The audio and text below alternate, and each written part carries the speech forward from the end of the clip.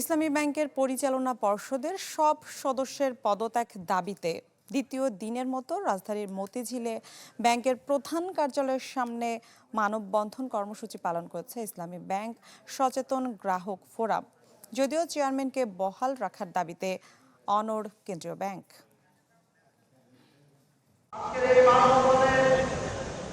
আজও সকাল থেকে ইসলামী ব্যাংকের প্রধান কার্যালয়ের সামনে অবস্থান আমানতকারীদের।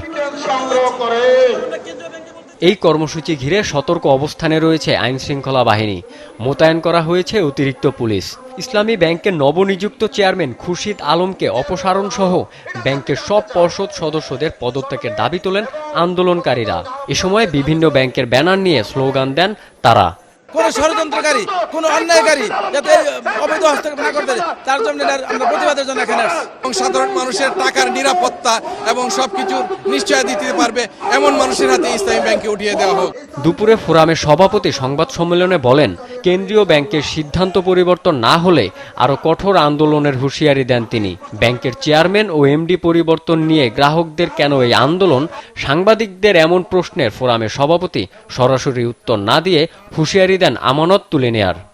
ভোগান্তি ভুলে চলে আসুন রিগালে, ওয়ারেন্টি সহ স্টাইলিশ কালেকশন নিয়ে রেডি রিগাল ফার্নিচার। এমন একজন ব্যক্তিকে ইসলামী ব্যাংকের চেয়ারম্যান নিয়োগ করা হয়েছে, যিনি ফ্যাসিস্টের দোসর, যিনি এস আলমকে বাংলাদেশের ব্যাংক ডাকাত লুটেরা হওয়ার ক্ষেত্রে সহযোগিতা করেছেন এবং বাংলাদেশ ব্যাংকের অর্থ পাচারের সাথে যিনি জড়িত। আর বাংলাদেশ ব্যাংক বলছে, রাস্তায় কোনো আন্দোলন থেকে বাংলাদেশ ব্যাংক সিদ্ধান্ত থেকে সরে আসবে না। আন্দোলনকারীরা প্রকৃত আমানতকারী কিনা তা নিয়ে সন্দেহ রয়েছে। বিভিন্ন ফোরাম হেডিং এ করেছে, তারা প্রকৃতপক্ষে সত্যিকার অর্থে ইসলামী ব্যাংকের তারা গ্রাহক কিনা, বা ইতিপূর্বে কোনো ব্যাংকে আমরা দেখিনি যে কোনো পর্ষদের পরিচালক নিয়োগ বা চেয়ারম্যান নিয়োগ নিয়ে গ্রাহক পর্যায়ে এতটা ক্ষোভ বিক্ষোভের সৃষ্টি হয়। এই ক্ষেত্রে এটা একটা আমাদের কাছে ব্যতিক্রম মনে হয়েছে। গতকাল অনলাইনে বোর্ড সভা অনুষ্ঠিত হয়। এতে ব্যাংকটির এমডি ওমর ফারুকের পদত্যাগপত্র গৃহীত হয়।